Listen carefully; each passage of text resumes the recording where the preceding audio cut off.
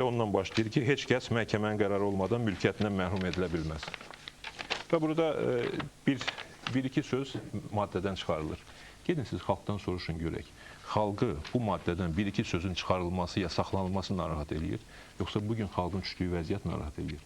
Gedin Qanlıgöl ətrafındakı yaşayış massivində evləri bu saat sökülməyə başlayan qaçqınlardan, köçkünlərdən, didərginlərdən soruşun ki, onları qanları ilə, dırnaqları ilə əziyyət çəkib, axırıncı qəpiklərlə tikilər evlərin, hansısa məmurun, hansısa hakimiyyət oliqarxının maraqlarını təmin etmək üçün söktüyü, dağıtdığı evin taleyi narahat edir, yoxsa konstitusiyanın hansısa müddəasında hansısa sözün çıxarılması.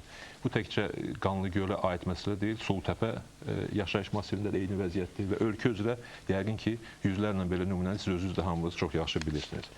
Bu xalqın bu ağır vəziyyətində, torpaqlarımızın önəmli bir hissəsi işğal altında olarkən, ölkədə iqtisadi vəziyyət həddindən artıq mürəkkəb olarkən, ölkədə rüşvətxorluq, korrupsiya, monopoliyalaşma baş alıb gedərkən və dünyadakı iqtisadi böhranın Azərbaycanda çox ciddi problemlər yaratdığı bir dövrdə və artıq bütün xalqımız həmin böhranın nəticələrini hiss eləməyə başladığı bir dövrdə bu böhranın yaratdığı problemləri həll etməyə əvəzinə, xalqın problemləri ilə məşğul olmaq əvəzinə, hakimiyyətə lazım olan maddələrin dəyişməsi ilə məşğul olmaq təbii ki, xalqın maraqlarına ziddir, Azərbaycanın maraqlarına ziddir. İkinci qeyd etmək istədiyim fikir, bu referendum Azərbaycanın maraqlarına qətiyyən cavab vermir, Azərbaycanın maraqlarına köklü sürətdə ziddir. Bu referendum Azərbaycanı geriyə aparır, 19-cu əsrə aparır, feodal dövrünə aparır və bununla da Azərbaycanın 21-ci əsrə irəliyə doğru hərəkətinə çox ciddi problem yaradır. Azərbaycanın beynəlxalq nüfuzundan, Azərbaycanın beynəlxalq aləmdəki mövqeyinə sarsıdıcı zərbələr vurur və bu da Azərbaycanın bütün problemlərin həllinə, o cümlədən də hamımızı narahat edən işğal olunmuş torpaqlarımızın azad edilməsi məsələsinə həlləyici dərəcədə ciddi problemlər yaradır və yaradacaq. Üçüncü qeyd etmək istədiyim məsələ bu referendumun qeyri-qanuni olması barədə. Bu barədə artıq burada qeyd olundu. Bu tamamilə birmənalı bir məsələdir. Heç bir başqa burada ikinci fikir ola bilməz. Konstitusiyanın 158-ci maddəsində birmənalı şəkildə yazılıb ki, bu Konstitusiyanın birinci bölməsində əks etdirilmiş müddəalarla əlaqədar Azərbaycan Respublikasının Konstitusiyasına əlavələr təklif edilə bilməz. Bu Konstitusiyanın birbaşa maddəsidir, 158-ci maddə. Açın referendumla bağlı təklifləri, əlavə dəyişiklikləri baxın. Birinci bölməyə xeyli əlavələr təklif olunur. Bu bir məsələ. İkincisi burada qeyd olundu. 156-cı maddə. 156-cı maddəyə görə konstitusiya əlavələr yalnız və yalnız Milli Məclisin konstitusiya qanunları şəklində qəbul edilə bilər. Bu dediyimiz müddəa ilə bağlı biz Vətəndaş Hərəkatı adından Konstitusiya Məhkəməsinə müraciət etmişik. Təəssüf ki, bugünə qədər onlardan biz cavab ala bilmirik. Və bu müddəa ilə bağlı diqqət yetirmişsinizsə, ölkədə özünə hörmət edən heç bir hüquqşünas fərqli fikir söyləyə bilməyib. Hörmətli, savadlı ekspertlər, hüquqşünaslar bu məsələ ilə bağlı ya susurlar, ya da çox ehtiyatlı şəkildə belə bir problemin, hüquqi problemin olduğunu etiraf edirlər. Əgər kiminsə buna şübhəsi varsa, Konstitusiya Məhkəməsinin qərarına diqqət yetirsin. 24 dekabrda Konstitusiya Məhkəməsinin qəbul etdiyi qərara diqqət yetirin. Həmin qərarda qərar özü Konstitusiya dəyişikliklər edilməsi haqqında qərar adlanır. Çünki Konstitusiya Məhkəməsində hər halda bir neçə nəfər savadlı hüquqşünası var. Onlar başa düşürlər ki, konstitusiya əlavələr referendum yolu ilə həll edilə bilməz. Ona görə də onlar öz sənədlərinin adında əlavə sözünü istifadə eləməyiblər. Bu məsələ, yəni bir daha təkrar edirəm ki, gün kimi aydın bir məsələdir və məhz buna görə də biz hesab edirik ki, bu referendum dayandırılmalıdır və əgər kiminsə referendum keçirmək fikri varsa, yenidən başlamalıdır. Qanunun tələblərinə, konstitusiyanın tələblərinə uyğun şəkildə bu prosesi başlamalıdır. Çox təəssüf edirəm ki, burada çoxlu yanlış fikirlər eşitdik, məntiqsiz fikirlər eşitdik. Xüsusən də mübariz müəllim bu sahədə fərqləndi, rekordçu oldu. Yeganə Gültəkin xanım mahiyyət üzrə cavab verməyə çalışdı, ancaq cavab verilməli bir məsələ olmadığı üçün mövzudan yan keçdi.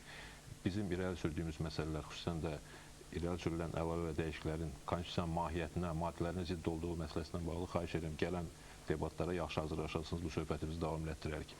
Sadəcə olaraq 90 dəqiqəlik zamanın 70 dəqiqəsi sizindir, 20 dəqiqəsi bizimdir. Ona görə də biz sizin dediklərimiz bütün yanlış fikirlərə cavab verməyə vaxt sərf eləmək istəmirik. Bir fikri vurğulamaq istəyirəm. Bir məsələ diqqətimi cəlb elədi.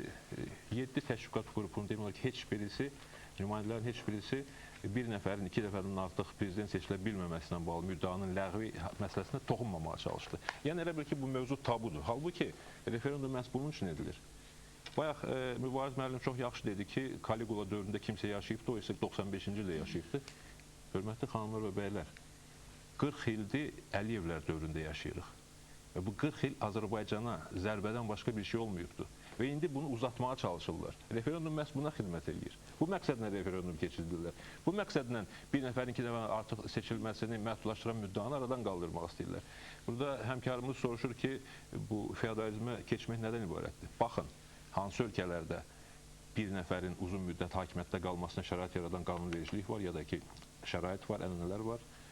Suriyadır, Şimali Koreyadır, Belarusdur, Zimbabvedir, Kubadır və indi İlham Əliyev Azərbaycanı da həmin ölkələrin sırasına aparır. Bu, məncə 21-ci əsr deyil, bu məhz 19-cu əsrdir, bəlkə daha keçmiş zamanlardır.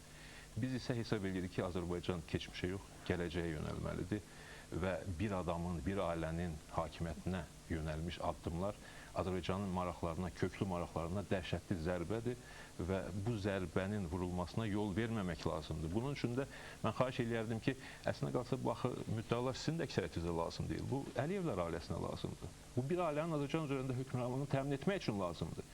Siz niyə bu müddəaları müdafiə edirsiniz? Niyə bütün vasitələrdən çalışırsınız, müxtəlif məntiqi üsullardan istifadə edərək, müxtəlif məsələlərdən istifadə edərək o məsələyə xidmət eləyəsiniz? Axı, söhbət Azərbaycanımızın taleyindən gedir. Söhbət Azərbaycan xalqının insanlarından gedir, bizim övladlarımızdan gedir. Biz qanunlardan danışırıq, deyirsiniz ki, xalq haqqında danışırıq. Xalq haqqında danışırıq, deyirsiniz ki, yox, burada siyasi yox, hüquqi diskusiya gedir. Mən sadəcə olaraq hamını məsələyə məsuliyyətli və səmimi yanaşmağa dəvət edir. Bəzilərinizi əvvəlcədən tanıyıram, bəzilərinizlə bugün tanış oldum. Görürəm ki, hamınız savadlı, ağıllı adamlarsınız. Ancaq şərait bəzilərinizi məcbur edir ki, hüquq fakültəsinin birinci kurs tələbəsi səviyyəsində söhbət eləyəsiniz. Mən çox istəyirəm ki, bura Səfa Mirzəyev gələydi və Şahin Əliyev gələydi. 95-ci ildə qəbul edilmiş Konstitusiyanın əsas müəlliflərindən həmin şəxslər və mövqelərini təqdim eləyədilər burada.